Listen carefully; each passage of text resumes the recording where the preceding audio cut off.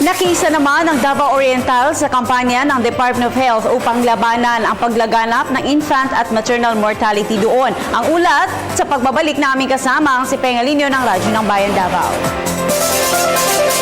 Upang makamit natin ang Millennium Development Goals o MDG na bumababa ang bilang ng mga namamatay ng mga ina at mga bata sa taong ito, ang Department of Health o DOH at ang pamahalaan lokal ng Davao Oriental ay inilunsad ang The Teamed Champs sa Mati City, Davao Oriental, Martes.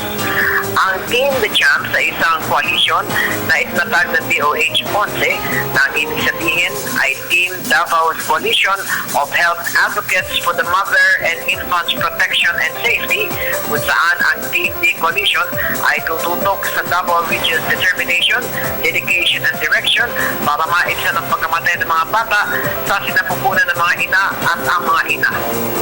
Pinangako naman ni Davao Oriental Governor Corazon Malañao na prioridad ng kanyang administrasyon ang programa sa pangkalusugan hanggang matapos ang kanyang termino.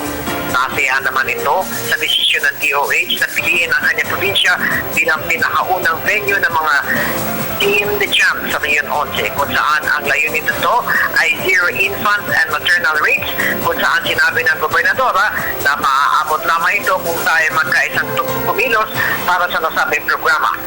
Ang tema ay walang nanay at sanggol ang mamamatay dahil sa panganganak, kung saan inilusod ito kasabay ng Davao Oriental Provincial Medical Center na Maternal, Neonatal, and Child Health and Nutrition o MNCHN Referral and Service Delivery Network Workshop. Sinabi naman ni DOH Onse Director Abdullah Dumama na bagaman ang pagsilang ng ina sa kanyang anak ay isang magandang karanasan sa buhay ng bawat nagbubuntis, ay isa naman itong peligrong bagay at ang isaan niya ay hindi dapat mamatay sa panganganak.